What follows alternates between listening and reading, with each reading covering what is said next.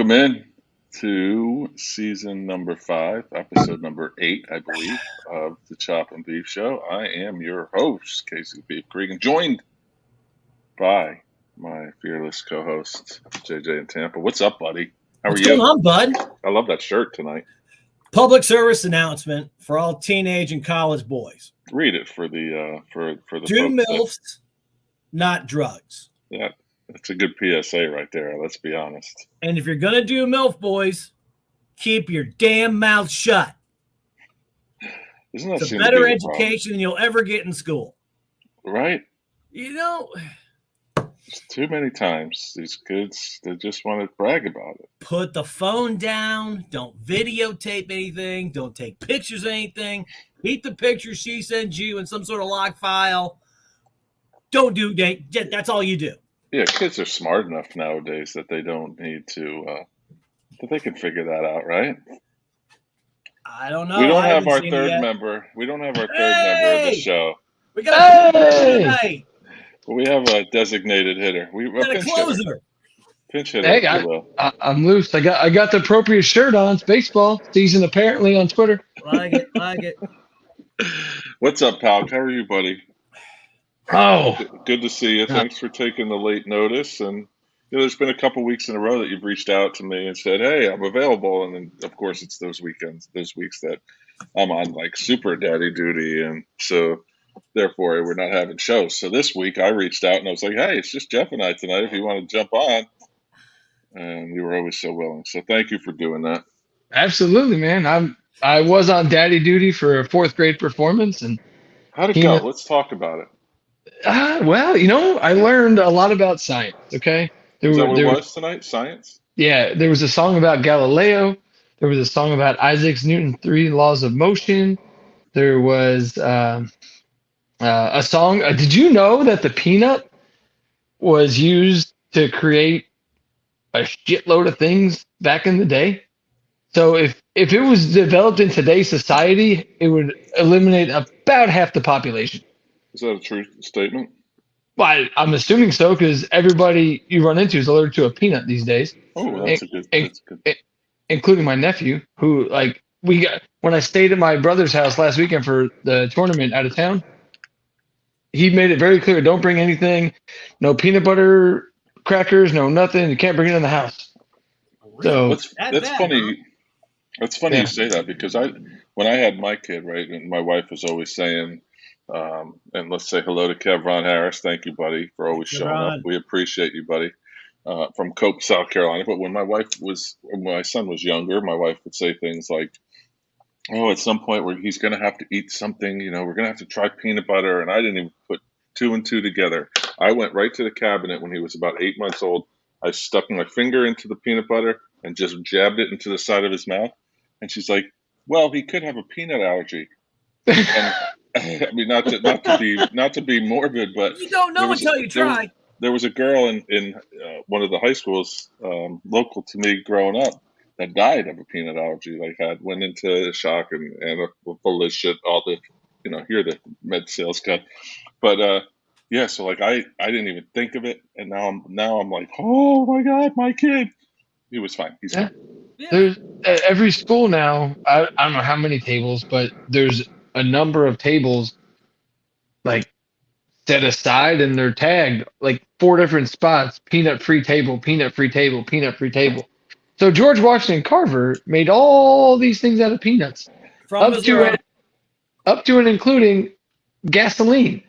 Yeah. But I was sitting there the whole time. They're talking about it, singing about it. I'm going, how many people would he have killed along the way? Here's a couple things I know. I've even heard that people can get allergic reaction to the dust from the shell. Yes. Yeah. I never knew that. I was like, are you kidding me? On planes, they won't give you peanuts anymore. You all being dads, but in case you're not that quite there yet, maybe you are with preschool. I don't know. But do you find like you're learning all over again with the homework you have to do? I don't have that you're going back to school for yourself. It is. If you ever watch Nate Bargatze, I recommend all the listeners out there. He has a bit about that, and it's true. So I'm good until 5th grade. I learned when long Apparently it's division. fourth grade tonight, learning about George Washington Carver. Yeah, Go ahead. I'm good with Grayson's. He'll bring home work, and I'm like, okay, I got this. He's starting to do division, more advanced, but fifth grade is long division, where it's like 52,337 divided by 48. I'm like, and that's why I have a fucking phone for that shit. Like, I am not Well, about to mathematically figure that out. but do you remember growing up when we were doing division, where you literally put, like, if it was, let's just say four divided by 9, or 9 divided by 4, whatever, you put R1, so you Yes. put 2 R1. Yeah. And it wasn't until you actually had to keep going that I was completely baffled. Like, even when it got long division, it would still be like R223. And they're like, no, that's not it anymore. I'm like, Yeah. but I got the answer. And they're like, take it another decimal place. I'm like, you're speaking Greek to me. Yeah. Aristotle. Well, what helped me with division was I loved baseball. And Yep. batting average is division. That's what it is. That's all batting average. I learned my sevens by watching football. So yeah, of course you did. But I did learn this. My first grader, Royce Mason, if he doesn't cheat on a spelling test, he gets a 60. So, because I gotta talk to Royce later on about how we can fix that spelling thing with a number 2 pencil and a dead pen. And in his defense, the 3 words he missed to get the 60, or sorry, 4 words, because there was 10 words. It was quit, quiz, quill, and quilt. Guess what he did? He left out the U in every fucking one of them. No. But he got the Q, huh? Oh yeah. What you do is you get a dead pencil. You get a dead pen. Okay. Dead pen, like no ink? Yeah, no ink. Can't write. Okay. You get a number 2 pencil, and you kind of etch each word on each ridge. You know what I'm saying? So when you're flipping over and you got your pencil in your mouth, like your teacher's walking by, and then you're just like, okay, they're quit. And oh wow, that's good. I had a buddy in my 10th grade who did that for Spanish verbs. So basically, you just etched it. So basically, this pen has the point on it. No one can see it. Yeah, you just kind of etch it into the side of the pencil. Yeah, you don't take off the yellow. You don't take off the. That takes some time, though, right? You want an A? Yeah. I got caught cheating in high school on a German test. I was taking German 3. And if you ever get the opportunity to take German 3, don't. Father Wortman, Nazi. Father Wortman, or Vater Fortman. We had, the worst part is that I got caught cheating, yet I didn't even get an opportunity to use it. I had the book between my leg open with the little crib note, and I had it set up perfect. And we had the front desk, and we were blocked and everything. And when he came over, you just close your feet. And I had my other books underneath it, so you just close your feet and you kind of maneuver it. I played soccer. I was okay with my feet. But he came over and he was just like, "What's in the book?" And so when I closed the book, this was terrible because I didn't even get a chance to look at it. The piece of paper ended up out of the book. Just by a little hair, like this corner. So when he's let me see your book. And so a dead pen and a number 2 pencil, and you can put all the verb tenses right along the edges here. And my dad was the dean of discipline. So he literally looks in my face with a German accent and goes, "Herr Kriegen, go see your father." I was like, all right, Darth Vader. Yeah, no MP Coleman, never heard of her. What psychopath teacher gives 4 words that start with Q on a 10-word test? Right? Someone in Corpus Christi, Texas. I guess they're learning the QUs in first grade. He fucked it all to hell, though. I had a meeting today with a group of second grade teachers who said that they have students that don't know states yet. They don't know what a state is yet. Dude, Our second grade book is too advanced for them. Geography right along to I don't shit. Jesus Christ. Okay. Casey, you grew up in Jersey. I grew up in Jersey. Is Texas that proud of their state that they don't need to know about any other state ever? Because I never understood when I was in Jersey, everybody kind of knew. Maybe you get a couple people that didn't know all the states, but majority of the people I interacted with knew of other states. You come down to Texas, and good luck getting states and capitals. Like I said, good luck getting states, capitals. Holy shit, that's a whole other game. Capitals are definitely another game. There's only one capital. It's Austin. Damn it. Yeah. Well, every commercial where I'm from, every commercial said the tri-state area Dodge Ford dealer. So it's like tri-state. What's that mean? So anyway, welcome in. 11 minutes of banter. 11 minutes of education and how your kids can cheat. Have stuff to talk about. We do have a little bit of an audience tonight, so that's always good too. So get in the comments. Justin Lineweaver says, "How bad we beat BC this week?" Well, I'm the only guy on this show, and we will get to that. So hang out for a little bit for more debaucherous behavior. Pull out your panties and. Yep. And I don't know if you've read JJ's shirt, but it's a doozy tonight. Anyway, the hits public keep on service coming. Announcement. The name of the show. The hits keep on coming. Even though first things first. Let's not even go into this yet. How was the hurricane, JJ? You're in Tampa. We were lucky of luckies. The big hurricane, huge. Tom and Giselle. Huge devastation. How are these kids that are going to be just so upset about their parents? How are they going to live in 8 mansions? Well, who gets the child support because she makes $150 million more than he does? Boy, if you want to call Tom Brady a full-fledged prick, if that guy gets child support, son of a bitch. As if he wasn't the most hated quarterback ever. Now, was on Monday night, there was Hurricane Hefe went through downtown Tampa. How'd that go?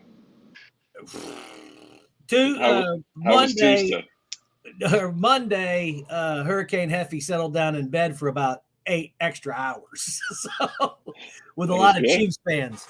Where'd you go? Oh, you were at the Ray J? No, I didn't get to make it to Ray J, but I did go to the cigar bar and then the corner bar and then a couple other bars. And then I ran into about 20 Chiefs fans at a bar across the street from McDenton's. And, oh, boy, howdy. Yeah. Good times. Oh, yeah. It was, yeah. It was. Chiefs looked good in camp. They looked okay. Oh, and another thing, I asked for this as a request. This is Casey, I think, allowed it. I'm going to block out her name. If any of you all see this car, all right, I saw her parked at a nail salon, which is right next to a Jersey Mike's. You hear what it says? See what it says? Yeah, not really, but go ahead. Oh, it says newly homeless. On my birthday, Venmo, I took out the name, hashtag fuck Ian. And it had a local college sticker on the back I don't need to mention. However, yes, we do. University of Tampa. This young lady, I looked up her on Instagram. She's trying to be an Instagram influencer. Her parents' home literally is on the beach in Sanibel Island. Now, if you ever heard of Sanibel Island, it's not a cheap area to live. You don't get a lot of government cheese in Sanibel Island. Brand new Jeep, whatever. And she is literally begging for money when people's lives have been devastated. And killed 100 people. 100 people. At least. That's what now, that is... Oh, by the way, I was going to Jersey Mike's because they make a great sandwich. How was it? What'd you get? Fantastic. Club Supreme. Nice. However, right next to it is mayo on the top. Oh, I get everything except for the banana and jalapeno. You get the pepper relish on there? Oh, yeah. All right. Gotta get the pepper relish. All right. However, right next to Jersey Mike's is a nail salon.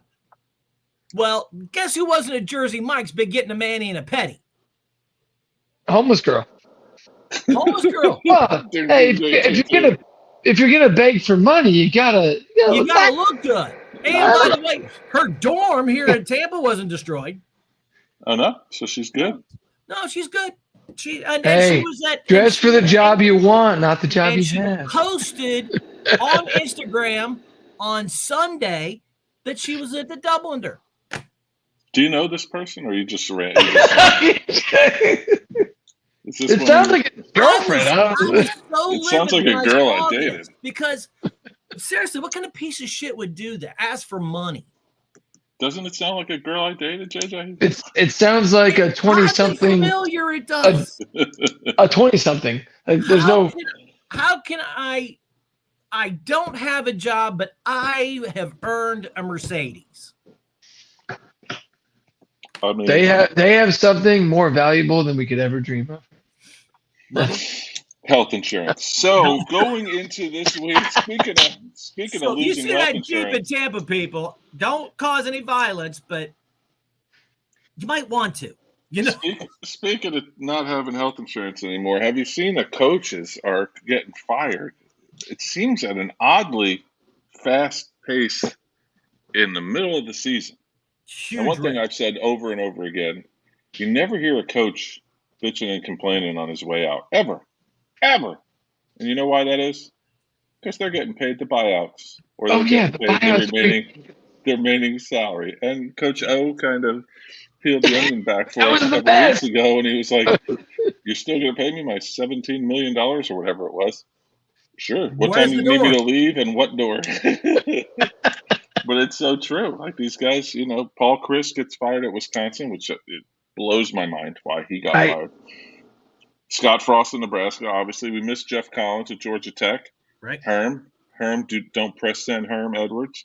And then Carl Durrell just recently at Colorado. That's 1, 2, 3, 4, 5 coaches already. We had a coach locally in South Carolina at Wofford. He just resigned today as well. Not big name news, but still, these coaches are dropping like flies. Hey, Casey, what's going on? I sent it to you. Palp didn't get it. All those buyouts. I sent it to him, I think. I got it. Oh, you got it? $55.97 million. Yep. Oh, wait, you're gonna give me $11 million and I have no pressure now? Okay. Nothing. And then if they go onto one of these shows, ESPN, Fox, whatever, CBS, and they get a job there at a table, they're getting paid on top of it. Or they don't even have to. I mean, what did we do wrong in our lives to not get into this business? I could lose. I was talking to my buddy tonight, who's a high school football coach, and he's not doing so well this season, but he did well his first couple of years. So, but he's like 1-5 this year, kind of like our favorite Bluefield Beaver team is 1-5 this year. Right, but yeah. I texted him that he won. He won a big game last week, 40-0, and so I texted him like 40-0. About time you boys started playing, and he wrote back, "We suck this year." So I'm like, even if he gets fired, he's going to latch on somewhere. It's not millions as a high school coach in South Carolina, but he makes a good, decent living. And like, he won't complain. He'll just get his next job and move to wherever he's moving to next. Once again, he got tractor lattes. Casey, your sales. Palk, you're in sales. How about, hey guys, you're fired, but we're going to pay you the next 3 years of your sales. Sold. After this year's sales for me, heck yeah. Where do I sign? Yeah. Where is the logic of this? It's crazy. You want to know why college tuition is so damn high? Because you're paying these coaches $11 million. Get the hell out of Dodge. Who was it? I think it was Collins, or was it Chris that negotiated his buyout down? He did his buyout down. He was supposed to get $17 million. He took 11.5. Tough. Okay. He's gonna have newly homeless on the back of his Jeep. Well, yeah, he's gonna with his Venmo account. Poor guy. We Creed, Wisconsin. Did you hear the story that came out about Harry Alvarez? Hashtag fuck Alvarez. Yeah, sorry. Go ahead. Badger running. Did you hear or I'd say hear, but read this? There was a story. It was going around Twitter about Wisconsin and their recruiting department at Wisconsin, or lack thereof. They had a guy who's now at hell, I'm spacing. He's at a big time school, a Power 5 school. Starting linebacker now is a freshman. He went to Wisconsin, born and raised. Wanted to go to Wisconsin. Went on I don't even know how this is possible. This is just what I read. Went on an official visit to Wisconsin last year. Nobody from Wisconsin knew he was there, and nobody talked to him. Oh, where did he stay? Because they normally set him up with the students. Yeah, that's what I like. The details, like the dots weren't connecting, but it was validated and verified that yes, this kid went to visit Wisconsin and got talked to by no one from the Wisconsin staff, and there was some miscommunication and etc. And it came out that they really don't have anybody running the recruiting side of things or something to that effect. Oh my goodness gracious! Like, what? Wow. How was that? How was that possible? Well, here's another thing too. If you look at Frost being fired, if you look at Durrell being fired out of Colorado, and Herm Edwards being fired, all three of those guys were fired from the inside. I mean, they got hatchet jobbed from their own people. Yeah. Where there's, the coach is doing this and, coach is doing that. And, I mean, holy shit. Talk about no loyalty. Yeah, they definitely, they messed with Herm by allegedly leaking game plans to opposing coaches. They messed with Frost, saying that he was always late after. They were peeing on his grave as soon as he left the door. Yeah. He closed that door and they were peeing all over that grave. Yeah, that was the Brian Kelly stuff too. I mean, that's all the stories that we thought we heard or knew about were unverified until he bounced for LSU. Then all of a sudden, the stories came out. And it's not the same thing, obviously. You know who did that too at Notre Dame was Bob Davies. He did that to Lou Holtz. He had to job Lou Holtz in the back that got Lou out of there. I didn't know that. We're used to hatchet jobs and inside mafia hits, I mean, it's like, but yeah, the difference in everyone we're talking about, Herm Edwards and Durrell at Colorado and Frost at Nebraska, the difference between them and Paul Chryst is they weren't winning anything, and they looked like no future. Paul Chryst was actually winning at Wisconsin. Well, not until this year, but yeah. But I mean, but here's it. I listen. Shout out to Marty. I know you're listening. I listened to Cover 3 podcast too, and they talked about this, and it makes sense. What does Wisconsin think their ceiling is? Like, what are they thinking? Because they're look at Nebraska, Wisconsin. They're not Nebraska. Like Nebraska severely screwed up. They're still trying to recover from freaking Osborne and Solich. Forget Pelini. They're still trying to recover from that shit. Yeah. But Wisconsin, I think, is trying to get ahead. They're like, okay, this is what Paul Chryst is. We need to try to maybe change the trajectory of what Wisconsin is, because the future of the Big Ten is no divisions. And right now, I'm saying Wisconsin's winning, right? But they're winning in the West.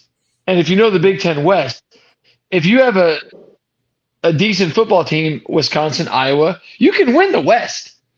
The East, you would get fucked over. Train roll. That's Ohio State. Exactly. Again, that's Penn State, Penn State. All Rutgers, exactly. See what I'm saying? Maryland, you're all there. But it's kind of like, Paul Chryst was kind of like the Kirk Ferentz who didn't make it. I mean, you just didn't see any improvement with Wisconsin. Well, yeah, so I guess them getting steamrolled by Illinois was like, this is So they've got Jim Leonard in house. That all the rumors are they wanted him to be the successor. Yeah. They want him. They don't want to lose him, it's not quite the Marcus Freeman situation, but similar to where let's hire him because I'd hate to see him walk and be great elsewhere. Right. Let's let him learn with us. Homegrown guy. Yeah. So Leonard is in a kind of that ilk where, okay, let's just cut because Leonard could be linked to Nebraska, all these openings. Let's cut Paul Chryst. He ain't doing it. Let's get Leonard, and he'll win the rest of the season. Not all the games, but win enough because you're playing in the Big Ten West. If he wins a few games, hey, that's our guy, and then go from there. Well, versus, it's just weird that they get in there. No, I'm just saying it's weird they fired him now. No, I understand what you're saying. I'm not saying I don't disagree. But however, the guy who's coming up as the big name now is, I can't think of his name, but Kansas. Lance Leipold. Lance Leipold. Yeah, Leipold. Yeah. He was at Buffalo, now Kansas. Yep. So. Well, he was the Wisconsin Whitewater guy. And the only reason we know of Wisconsin Whitewater is because of Lance Leipold. The same reason we only knew of Grand Valley State was because of Brian Kelly. Right. So and New Hampshire is because Chip Kelly. Oh. That's where he was, right? Yeah. But listen to this. His first year he goes 10-2. He's second in the West. Then he goes 11-3, 13-1, wins the Big Ten West both years. 8-5 in 2018. 10-4, wins the Big 12 West again. 4-3 in that weird year. 9-4, and then 2-3 this year. 67-26. That seven game season in 2020 was weird. That's COVID. Here's the thing that really jumped out at me. He is 1, 2, 3, 4, 5, 6-1 in bowl games, and they fired him. Holiday, Cotton, Orange, Pinstripe, Duke's Mayo, Las Vegas Bowl. Lost his only losses in the Rose Bowl in 2019. Was that Ohio? Was that Ohio? No, it could have been Ohio State. It was. Was it Utah? It don't matter. But I don't know. Yeah, a Pac-12 team. It was Marty, chime in, Oregon, man. And it went 28-27. Oregon. Okay. So I mean, and that's Cristobal with Oregon. So, I mean, I guess the loss, I guess the payout to say, hey, don't say a word for your 75% winning percentage, It just crazy. It doesn't make sense because it goes back to what you think your ceiling is. You're not Notre Dame. You're not Clemson. You're not Alabama. What do you think your ceiling is? Do you think you're supposed to be a national championship contender? Because that's not Wisconsin. No, what I think they believe they should win the West every year. I think you guys said but that's the problem. Once USC and UCLA come into the fold, they've already said divisions are going to be squashed. There's no West. So right. What do you're going to be a top 2 Big Ten team with Michigan, Ohio State, Penn State, Michigan State. If Mel Tucker figures his shit out because they suck right now. Rutgers. God, why do you keep messing up Rutgers? We just forget they're in the Pac Big Ten. I mean, that's all. Pac. Justin Lineweaver, sorry. It says unrealistic expectations for the program and their financial situation. They put the staff in pay to get the players nowadays. Sure is.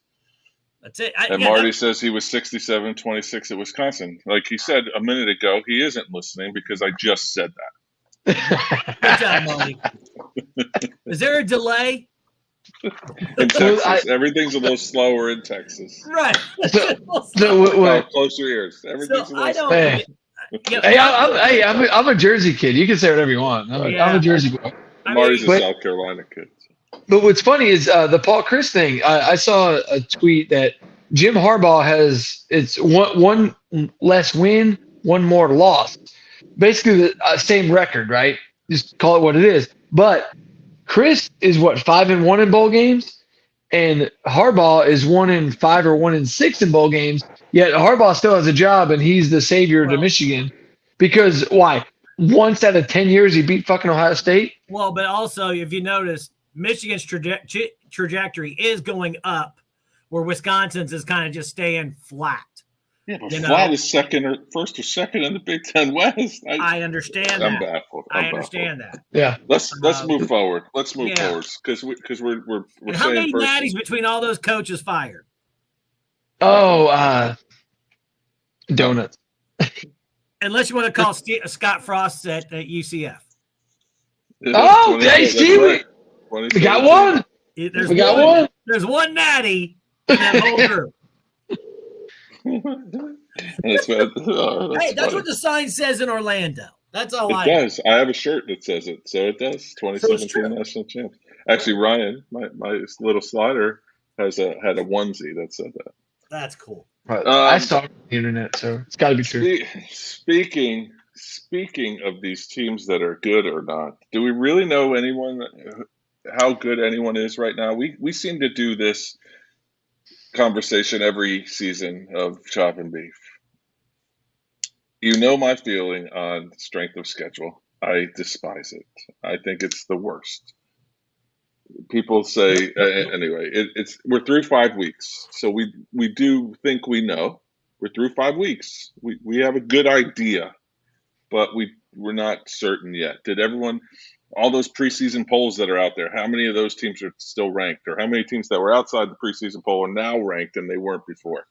Obviously, we don't know. So preseason, if those anyway, I can't even think straight. Who deserved to be there? Who didn't deserve to be there? Right. So do we really know who is good right now? Do we know? And what is good? Is it the eye test? Is it what's good right now? Is it who RJ Young puts on Twitter? Is it what Big Game Boomer puts on Twitter? Is it like all these? Is it what Chop and Beef Show puts on Facebook? Yes. The answer is yes. That's the answer. Yes.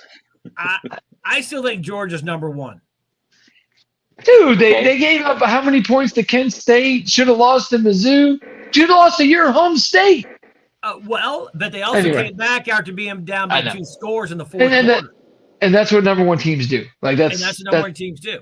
That's what playoff teams do. They win. They just win in advance. It doesn't have to be pretty all the time. 2016 Clemson was not pretty all the time. Well, clearly Georgia was looking ahead to Vanderbilt next week. I mean, that's obvious. Well, absolutely.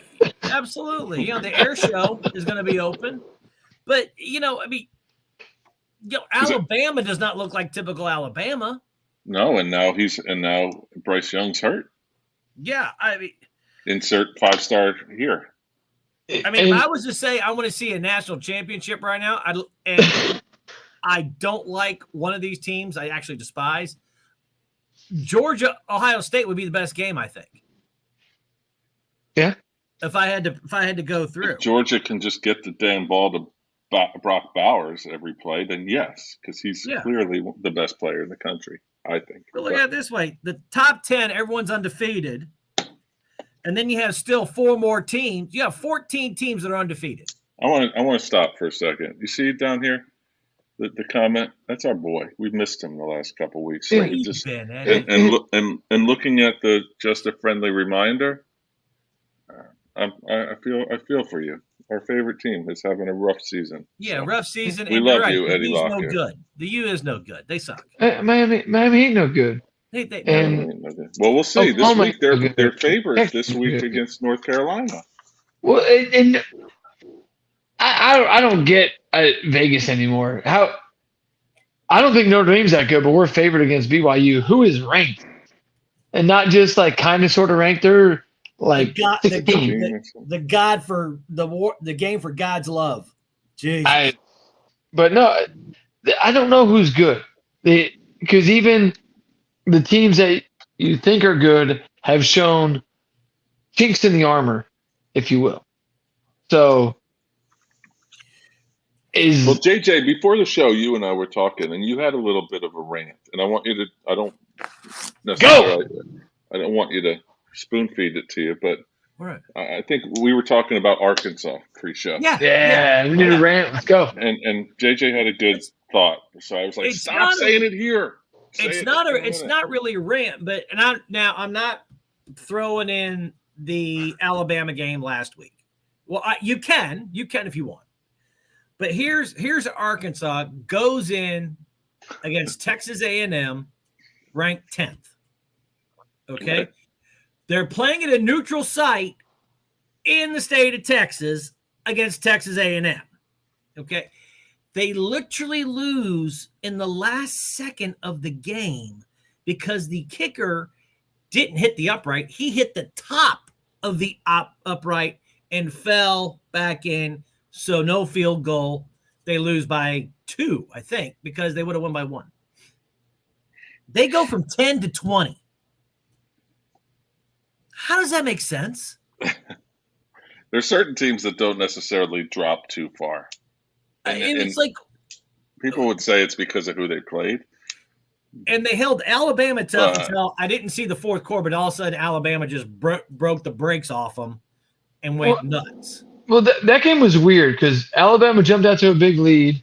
It was Alabama way up here, then Arkansas caught up, and then Alabama works its way back. Yeah. So it was like 3 games in one. Alabama dominated, Arkansas dominated, Alabama dominated. Yeah. And that kid that they got, his name is Jalen. How do you drop 10? I don't On a understand game you lose out of state, not home. You're still in the opposing team's state, so it's basically a home game for them. And you drop by 10 on the last second field goal that missed. I just don't think that's right. That's my whole thing about who's ranked, who's not ranked. Who the hell drops 10 in a close game in the last second? You know my theory on this, but the preseason polls plant preconceived notions in your brain. So before a game is even played, you think that there's 6 good SEC teams. And then when they lose, other than Arkansas, who drops 10 spots, losing to another ranked team, like you said, in their home state, they dropped to 10. But you think if Georgia lost that game to Mizzou, they were dropping outside the top 5 or top 8? No. Probably not. Probably not, right? Because people still think it's Georgia. Oh, it's Georgia. But they've had a bad day. A team like LSU, you preseason rank LSU in the top 15, and then they blow a game to Florida State, and they're gone. See ya. I'll give you one. Well, and I'll give you one in the opposite direction. USC wasn't in the top 20, was in the top 25, in the 24-25. They start blowing out people. Now they're in the top 10. Eddie Lockett solved the whole problem for us. He said, how do you drop by 10? You're not Alabama. You're not Ohio State. You're not Georgia. You're not a one-loss Notre Dame. Shut your face on the last part. So how many teams? We got 10, 11, 12, 13, 14 undefeated teams right now. Yep. All of the top 10, which is Bama, Georgia, Ohio State, Michigan, Clemson, Southern Cal, Oklahoma State, Tennessee, Ole Miss, Penn State, and then you jump all the way to 17. And you go 17, 18, 19, which is TCU, UCLA, Kansas, and 22 Syracuse. Now, one thing I read, which was awesome, and I wish I had this. I wish I did a little bit of research here, which would be totally against the show. But Syracuse is getting dinged hard about their schedule. They beat Virginia. They beat Purdue. They beat Wagner. They beat Louisville at home. And they're getting dinged for their schedule, saying it's not tough. Okay, I can somewhat agree with that, right? Purdue was preseason supposed to win the West. So maybe not. Maybe I have a little bit of an argument there. However, I accept it, all right? But then I'll give you these teams: Colorado State, Hawaii, UConn, Maryland, Iowa. So that's better than Wagner, Purdue, Hawaii. Hawaii. I tell you what, if you look at our post that we have on the website, Hawaii is in the bottom 25. Colorado State is in the bottom 25. I can't remember. UConn? UConn's in the bottom 25. Maryland might be an okay win. They're 4-1. They're a mid-pack Big Ten. However, and Iowa is the best punting team in the country by far. It's not even close. If you want to fall asleep, read Iowa's drive chart for the year. Oh shit! Oh my god! But to your point, you got those UConn, Colorado State, Hawaii. Obviously, just whatever. Then Michigan. Obviously, we're talking about if you're not keeping up. They play a team with half a pulse in Maryland. And if it I swear, if it wasn't for the opening kickoff, I don't know if Michigan wins the game. If you saw the opening kickoff, Maryland bounces off their face. Michigan scored in 4 seconds of game time, already up 7-0. The final was legitimately close. Now, last week, Michigan was up 20-0, ended up winning 27-14. But my argument to that is Iowa has no offense. None. And just nothing happening. And you couldn't blow them out. Meanwhile, you got a team like Kansas or who? What was the other one? I looked at here. TCU, UCLA. TCU, Syracuse. That's what you're talking about. Syracuse. They're 4-0 as well, and they've actually looked impressive. Yeah. Like, I mean, don't get me wrong, they're not good, but what I'm saying is it's not apples to apples in any of these situations. Syracuse wasn't supposed to be good. They were preseason like 8th in the ACC, and there's only 7 teams on that side. Like they were not supposed to be good. Well, they come out and they win the games that they're in front of them. You can't reschedule teams in midseason. This is what the schedule is. You know, they went out of conference to play Purdue. They went out of conference to play, or they beat Louisville, who with Malik Cunningham was supposed to be challenging in the ACC Atlantic Division. Mm-hmm. They beat them pretty handily. Actually, it was like a 59-0 game. It was brutal. They beat a bad Virginia team, and they didn't look good that night, but they won that game. They beat a Wagner, which is FCS. But, I mean, it's just the preconceived notions that Michigan's supposed to be good. Therefore, they started out ranked number 5 or 6 or whatever they were. Well, then they just, incrementally move up. But the Syracuse, God forbid. No, I think I was talking to a big-time Syracuse fan the other day on the boat, humble brag. And very nice. They're gonna end up. Their next 3 weeks look very tough. They're gonna end up 5-7. That's what he told me. So maybe. Have you seen the next 3 weeks? Oh yeah. Oh, I have. Yeah. It's North Carolina State, Clemson, Notre Dame. Yeah. Sure, Notre Dame just to piss us off. 3 are at home. Just to piss us off. They're not good. They have a big-time receiver, a good running back. Their defense is flying to the ball. I did watch them. I like Garrett Schrader, but he's not all that accurate. Their running back, Sean Tucker, is good sometimes.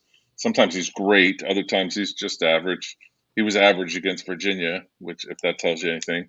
And then their receiver, Aronde Gadsden, who, as a Miami Dolphin fan all my life, he was a Dolphin receiver. It's his son, and he's good. He's a frisbee catching. Gadsden. I remember that name. Yeah. You just throw it up to Aronde Gadsden, and their defense is actually pretty good. It really is. But my whole issue with the guys who are undefeated at 17-22, as soon as they lose a game, everyone's going to say, "Oh, we knew they were pretending." Told you. We knew it was cute. They made it up here. Who would have thought? And here's the thing: like Syracuse, I feel like at 22, we're going to rank you, even though we know like you're going to be gone soon. Like they feel that, but TCU, UCLA, Kansas. Where's the threat for TCU?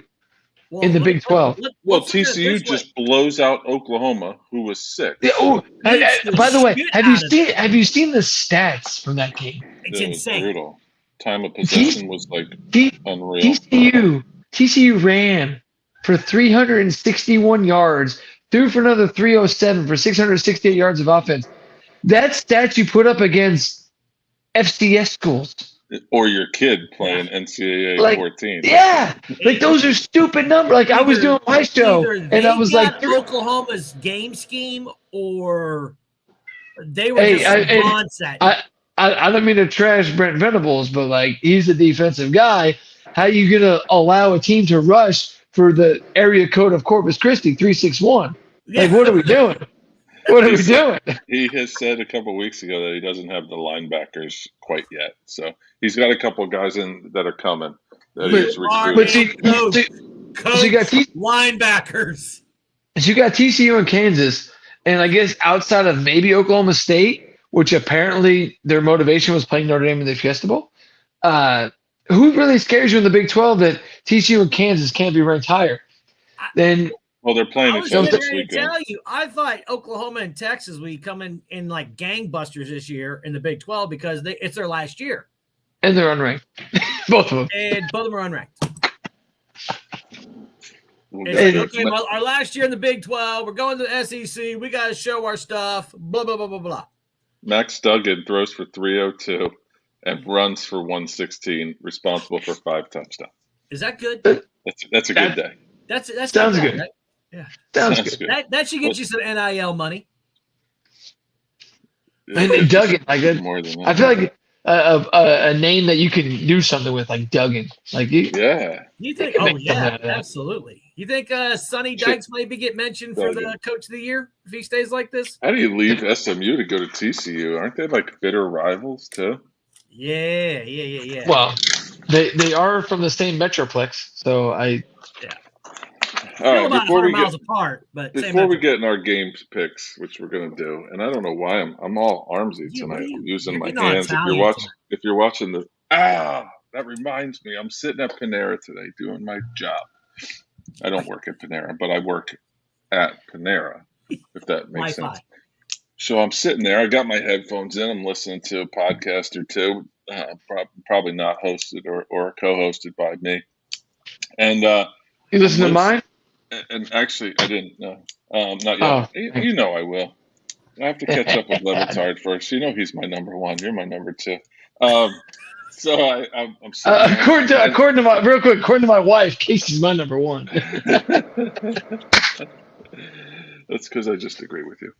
But she scares me, so she'll kick my ass. So I agree with her on everything. It's on record. What was out of bourbon? Yeah, I'm sorry. Go get more. I'm just telling us. You know me. I'm telling the story. You can go get more, fall asleep, eat a burger. It out. Right. So I'm sitting there, and all of a sudden I hear, I was over at Nunzio's the other day, and I'm talking to Nunzio, and here comes Mirabella, and Mirabella's like, "Hey, Johnny, what are you doing over here?"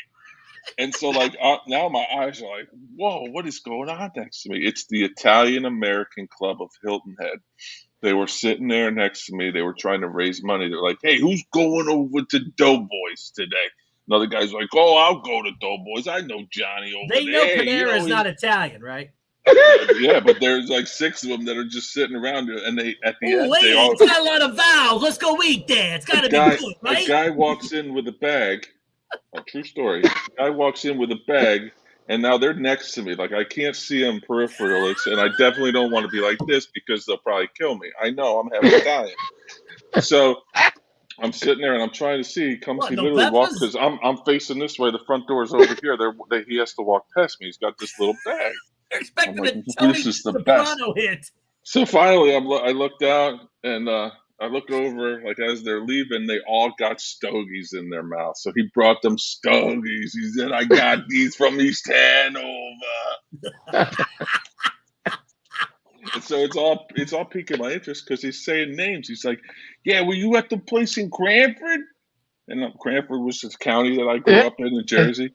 Cranford, like, "Oh yeah, hey, Jimmy, hey, Frankie, we got from when we were over there in Verona."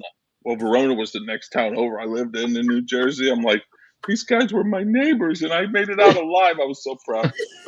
Hey, Frankie, 3 fingers. He had all 5, but he talked with 3. There was a guy from Rhode Island there, too, and I was like, no, stop talking. My people are talking. Come on. None of this New England shit, Let's talk more about Verona. You know what I mean? Hey, brought me back home. Hey. I was so happy. I was like in heaven. I wish they left me a little, cigar on the table too. But little next time, because I'll probably be in there again for the next. But what's today?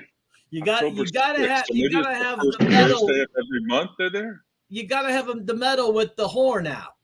That's what I'm definitely wearing that next time, and I'm making like New Jersey's for lover signs to hang around my booth. Right. Just wear a tracksuit. Tracksuit and the horn. Tracksuit and the horn. But hey, what if they switch it up? What if they go Panera one week and Jersey Mike's the next? Hey! I don't know. it was funny. They were talking about their festival that they're having, and they said, hey, my buddies runs the Tampa Italian Club, and when they do their Italian festival in Ybor City, they shut that place down for a weekend. I'm like, yeah, they shut half the street down. Yeah, I mean that's you're not exaggerating too much, Vinny. Get the peppers and sausage ready. Come on. Oh God, what are you doing? My wife's looking for AirPods. She's the boss. No, got a question. Yes. All the conversation with the clear Yankees.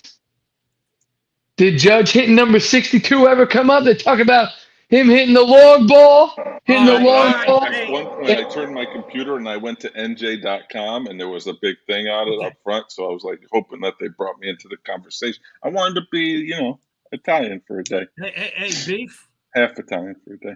Yeah. Beef on what? Let's just cancel out the rest of college. Go straight to baseball. All right, baseball. Before we go to the picks, because then we'll end because we got Palk here. We got two things to discuss on baseball. We got the playoffs and we got the home run thing. Go lead the show. You do it. I'm a baseball coach. Let's go, Yankee boy. Yankees. We'll start with Judge. Now, there's a lot of different ways. Like people are shitting on Judge a lot, actually. Not shitting on him, but shitting on the exposure and the fanfare he's getting for this record. Which, real quick, if I was in the stadium, I definitely would have been the guy jumping over the railing about 40 feet to the left of the ball. Yeah. That'd have been me. I'm like, I'm going to catch it. No, I'm not. Suicide because you didn't get it. Yeah. But no, here's the thing about the Judge record. It's the AL record. It is kind of a big deal. Now it doesn't seem like a big deal because the AL and NL are one and the same, but it used to not be. And that was a big deal. But more importantly, and I will 5'6", 155 pounds of me will fight anybody. He did it the cleanest. Without question. The dude is 6'7", 282. If he did roids, he would look like the Incredible fucking Hulk. Which means he's the biggest baseball player of all time. He should whack 62. And he is. He won a home run derby at Fresno State in college. Mm-hmm. He ripped 52 his rookie year at the Yankees. And if you want to do the roids thing, I watched a number of, thank God for the MLB app, whatever the fuck it is. I watched plenty of Yankee games. He hit numerous warning track shots that I promise you, the roids made that much of a difference. Those are home runs. He's hitting 75. Bye-bye, Bonds, and your watermelon-sized fucking head. So let me bring this one up. So Babe Ruth, right field. Hot dogs and beer. That was his motivation. That we know of. 314 porch. We're going to take away from his home runs? No. 314 porch. Oh, come on. They're typically not even a warning track. They're a simple out on, every other park. But he's hit way more home runs away from Yankee Stadium than he has there. What? No, Yankee Stadium was a newer stadium when Ruth got there. When Ruth got there. Yeah. I'm sorry. I'm saying Judge. Yeah. Secondly, I don't care who you are. You still got to have the hand-eye coordination to hit it. And Bonds is 73. He's the home run champ. Single season. And lifetime. Manfred came out today and said, "Let the fans decide who they think is the home run king." Like, I don't think that was ever a thing, and I don't know why Judge is getting killed for it because him personally, he's not come out and said anything. Anytime that I've heard it, and yes, it's biased. It's Yankee announcer Michael Kay. It's Yankee announcer John Sterling. It's Susan Waldman. It's all those people have always prefaced by saying the all-time American League home run champion.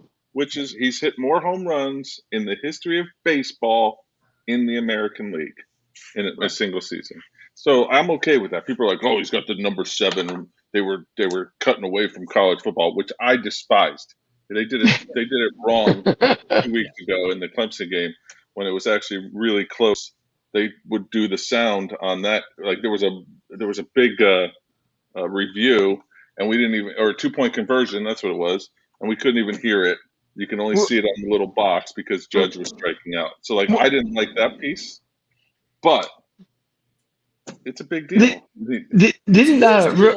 Didn't Ian Book also get interviewed during a Clemson game one night too? 2 years ago, after they beat Clemson, that was awful. Like, I was screaming at the TV. Like, who the fuck cares that this guy's on my team? Like, what? Why do we care that it was like Clemson, Wake Forest, and here's Ian Buck talking about having just beaten Clemson like 3 weeks earlier or something, or the possible rematch or something. He's on the screen. Oh, it was brutal. But yeah, no, the American League tag, because of the way baseball is a big deal. It is. They were so different. They were like two different leagues. Like two totally different. From the 70s on, there was 9 batters, and in National League there's only 8. So now it's made out to, if a pitcher can work around it, he can get an easy out on the 9. There were no double switches in the American League. What? Ever? There were no double switches ever. Because you didn't need to because of the pitcher. Right. Or, you didn't have to worry about it. You just had to do where National League managers had to be, I don't want to say this in a rude way, but National League managers had to think a little bit of ahead a couple innings. Oh, no, for sure. For American League managers. I don't think there's an argument there. I mean, I do not downgrade Judge's accomplishment. It's amazing because when you look at it, I mean, he didn't start tearing it up till June. I mean, he started tearing it apart.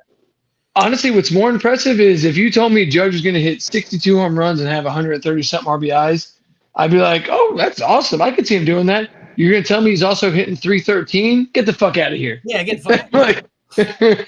Yeah, he's not hitting 241. Barry Bonds is still the single season and all-time. The best argument I heard for the Bonds, as far as like that's why he's the guy, is the number of intentional walks he endured that season. He literally I'm talking like too high walks in the playoffs.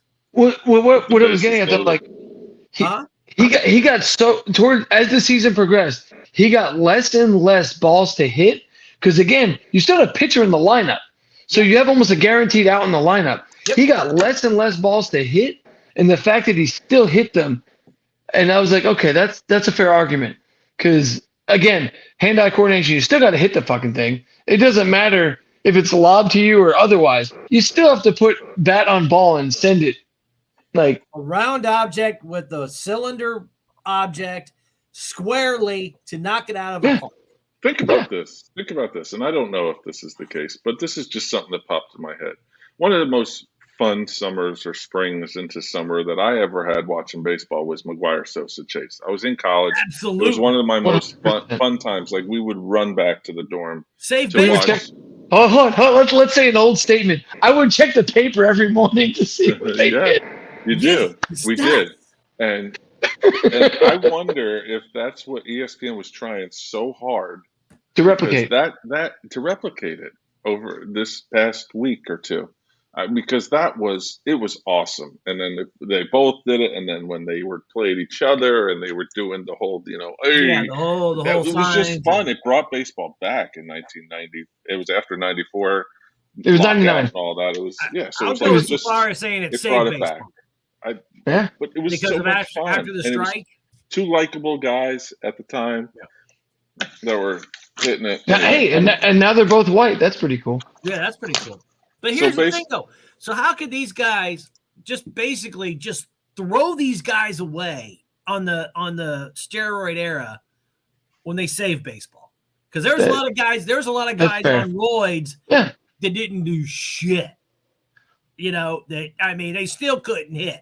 Brady Anderson hit 59 home runs or whatever. I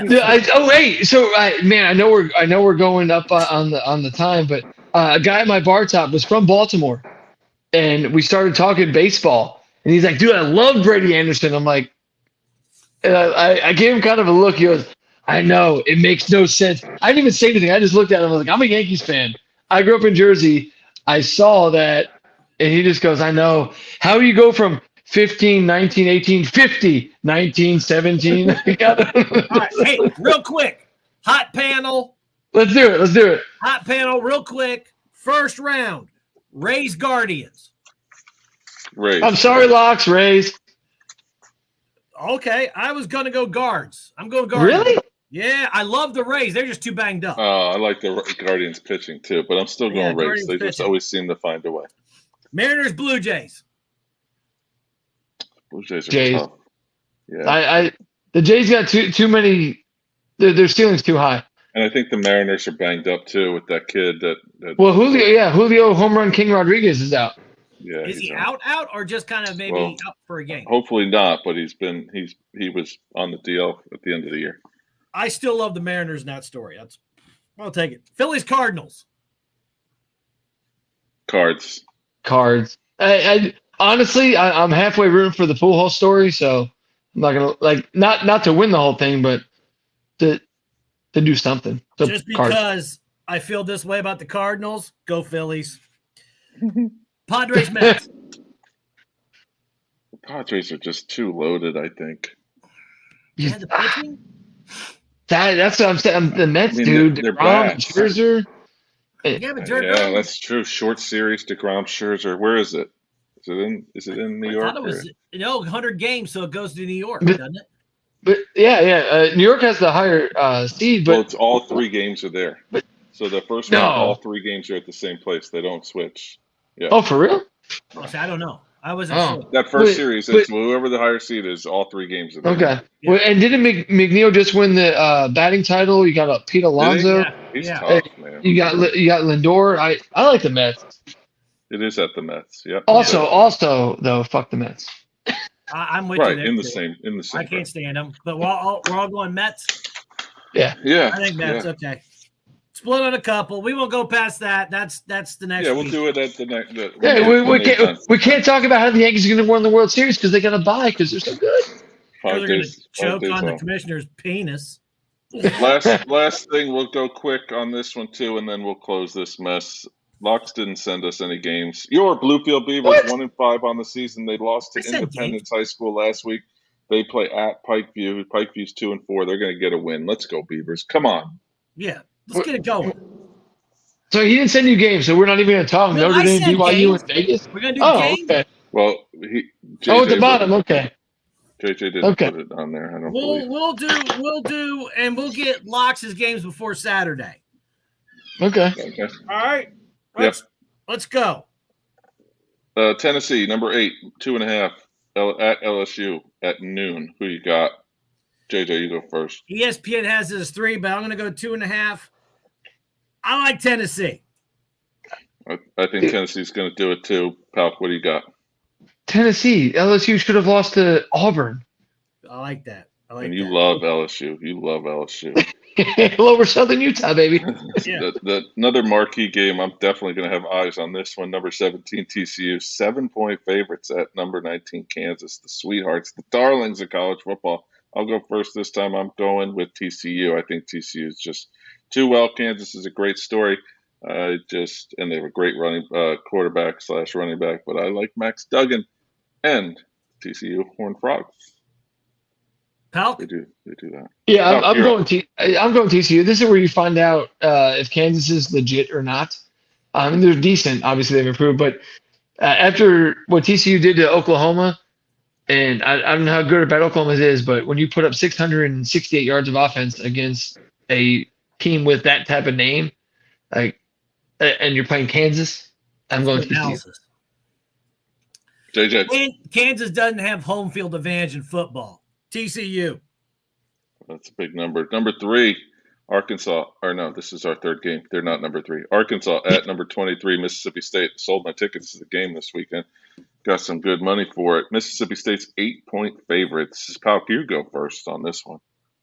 I'm surprised to see the line. I think KJ Jefferson's legit. I'm gonna take Arkansas here. JJ, you go.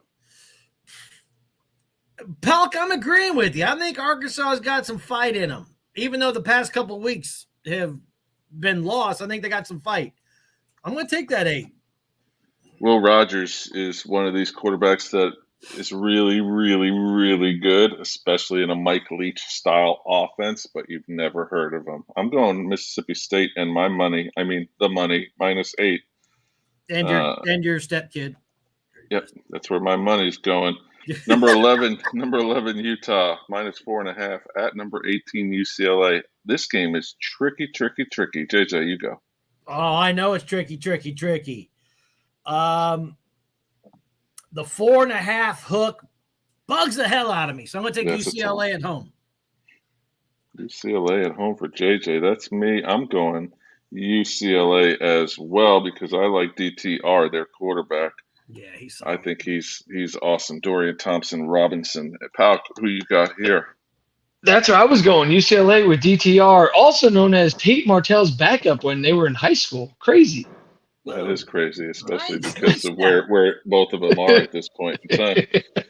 And finally, the Red River Shootout, Texas and Oklahoma in Dallas. Oklahoma 7-point favorites. This is a weird line for me as well. Word just got out that Quinn Ewers is back and hopefully starting for Texas this week. If that changes your mind, it does change my mind. I'm going Texas.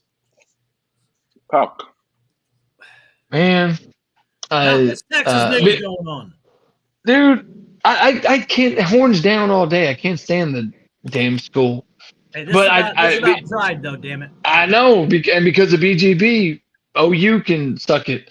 No, I'm talking about this show. I know. Damn game. I'm going Oklahoma. I think Caleb Williams. It's his first big Red River shootout. Red River Showdown. I can't call it a shootout anymore. Rivalry. Yeah, I'm going with OU. OU, JJ, who you? You went Texas, right? I did, yes.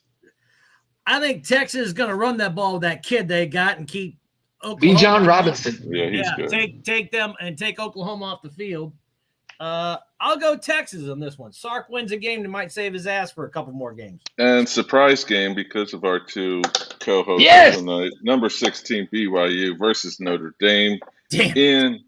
In Las Vegas. Notre Dame is 3.5-point favorites at latest check.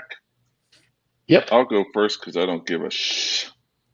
I don't know. I shouldn't have picked this game because I really don't know what you're going to get. Are you going to get the good Notre Dame team that we got 2 weeks ago, or are we going to get the good BYU team that we saw for 4 weeks before they laid an egg? I don't know. I'm going to go Notre Dame and 3.5 points.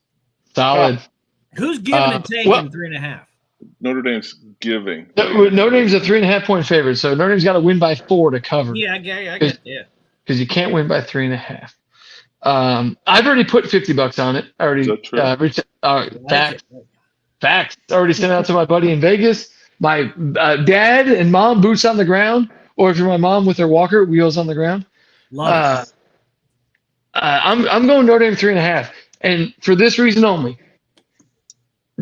BYU just gave up 206 yards rushing to Utah State. Notre Dame is not Utah State. It's a rival game. Notre Dame is not Utah State. That's for sure. It's a rival game. Fine. They gave up like 150 to Wyoming. What's the story there? They like Cowboys? I don't know. But Notre Dame figured out how to run the ball, and I know it's against a weak defense in North Carolina, but it's the classic. I got to see myself do it to believe I can do it, and will do it. Notre Dame's going to run for like 250 yards. They're going to win. I'm saying the finals 31-21, but it could get up to 15 to 18 points. JJ, who you got? I'm doing this, one, because I want Notre Dame to win. Secondly, I'm doing this because I'm going to look like a genius. I'm taking BYU. On